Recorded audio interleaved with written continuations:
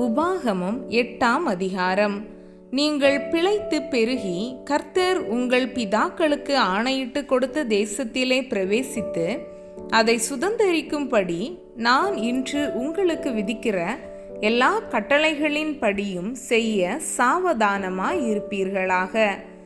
உன் தேவனாகிய கர்த்தர் உன்னை சிறுமைப்படுத்தும் படிக்கும் தம்முடைய கட்டளைகளை நீ கைக்கொள்வாயோ கைக்கொள்ள மாட்டாயோ என்று அவர் உன்னை சோதித்து உன் இருதயத்தில் உள்ளதை நீ அறியும் படிக்கும் உன்னை இந்த 40 வருஷமளவும் வனாந்தரத்திலே நடத்தி வந்த எல்லா வழியையும் நினைப்பாயாக. அவர் உன்னை சிறுமைப்படுத்தி உன்னை பசியினால் வருத்தி, மனுஷன் அப்பத்தினால் மாத்திரமல்ல கர்த்தருடைய வாயிலிருந்து புறப்படுகிற ஒவ்வொரு வார்த்தையினாலும் பிழைப்பான் என்பதை உனக்கு உணர்த்தும் படிக்கு நீயும் உன் பிதாக்களும் அறியாதிருந்த மன்னாவினால் உன்னை போஷித்தார். இந்த 40 வருஷமும் உன்மேல் இருந்த வஸ்திரம் பழையதாக போகவும் இல்லை, உன் கால் வீங்கவும் இல்லை. ஒருவன் தன் புத்திரனை சிட்சிக்கிறது போல உன் தேவனாகிய கர்த்தர் உன்னை சிட்சிக்கிறார் என்று நீ உன் இருதயத்தில் அறிந்து கொள்வாயாக. ஆகையால் உன் தேவனாகிய கர்த்தருடைய வழிகளில் நடந்து அவருக்கு பயப்படும் படிக்கு அவருடைய கற்பனைகளை கைக்கொள்ள கடவாய். உன் தேவனாகிய கர்த்தர் உன்னை நல்ல தேசத்திலே பிரவேசிக்க பண்ணுகிறார். அது பள்ளத்தாக்குகளிலும் மலைகளிலும் இருந்து புறப்படுகிற ஆறுகளும் ஊற்றுகளும் ஏரிகளும் உள்ள தேசம். அது கோதுமையும் வார்கோதுமையும் திராட்சை செடிகளும் அத்தி மரங்களும் மாதளம் செடிகளும் உள்ள தேசம்.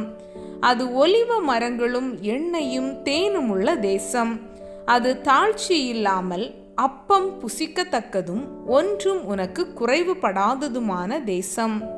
அது கல்லுகள் இரும்பா இருக்கிறதும் செம்பு வெட்டி எடுக்கத்தக்க மலைகளும் உள்ளதுமான தேசம். ஆகையால் நீ புசித்து திருப்தியடைந்திருக்கையில் உன் தேவனாகிய கர்த்தர் உனக்கு கொடுத்த அந்த நல்ல தேசத்துக்காக அவரை ஸ்தோத்தரிக்க கடவாய். உன் தேவனாகிய கர்த்தரை மறவாத படிக்கும் நான் இன்று உனக்கு விதிக்கிற அவருடைய கற்பனைகளையும் நியாயங்களையும் கட்டளைகளையும் கைக்கொள்ளாமற் போகாத படிக்கும் எச்சரிக்கையாயிரு. நீ புசித்து திருப்தியாகி நல்ல வீடுகளை கட்டி அவைகளில் குடியிருக்கும் போதும் உன் ஆடு மாடுகள் திரட்சியாகி உனக்கு வெள்ளியும் பொன்னும் பெருகி உனக்கு உண்டானவை எல்லாம் வர்த்திக்கும் போதும் உன் இருதயம் மேட்டிமை அடையாமலும் உன்னை அடிமைத்தன வீடாகிய எகிப்திலிருந்து புறப்பட பண்ணினவரும் உன்னுடைய பின் நாட்களில் உனக்கு நன்மை செய்யும் பொருட்டு உன்னை சிறுமைப்படுத்தி உன்னை சோதித்து கொள்ளிவாய் சர்ப்பங்களும் தேள்களும் தண்ணீர் இல்லாத வறட்சியும் உள்ள பயங்கரமான பெரிய வனாந்தர வழியாய் உன்னை அழைத்து வந்தவரும் உனக்காக பாறையான கன்மலையிலிருந்து தண்ணீர் புறப்பட பண்ணினவரும் உன் பிதாக்கள் அறியாத மன்னாவினால் வனாந்தரத்திலே உன்னை போஷித்து வந்தவருமான உன் தேவனாகிய கர்த்தரை நீ மறவாமலும், என் சாமர்த்தியமும் என் கைபெலனும் இந்த ஐஸ்வர்யத்தை எனக்கு சம்பாதித்தது என்று நீ உன் இருதயத்தில் சொல்லிக் கொள்ளாமலும் இருக்க எச்சரிக்கையாயிருந்து உன் தேவனாகிய கர்த்தரை நினைப்பாயாக. அவரே உன் பிதாக்களுக்கு ஆணையிட்டு கொடுத்த தம்முடைய உடன்படிக்கையை உறுதிப்படுத்தும்படி இந்நாளில் உனக்கு உண்டாயிருக்கிறது போல ஐஸ்வர்யத்தை சம்பாதிக்கிறதற்கான பெலனை உனக்கு கொடுக்கிறவர்.